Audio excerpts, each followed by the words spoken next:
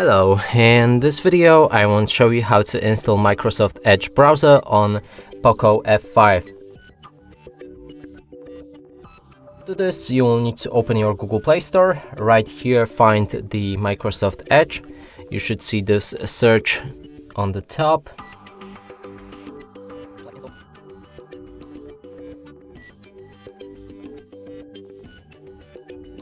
When it's ready, you can click on the open. First, there's an introduction. You can read through it to learn some features for your Microsoft Edge browser. I'm gonna skip it. Now, first option of customization, there's a home page, and here you can see your wallpapers, most visited sites, and newsfeed. Click on next.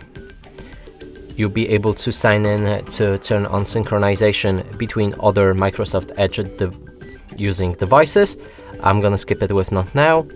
Set Microsoft Edge as a default browser and accept or disagree with the data sharing preferences.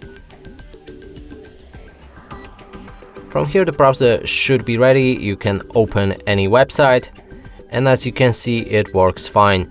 And that's it for this video. Hope you like it. Please consider subscribing to our channel, leave a like and a comment below.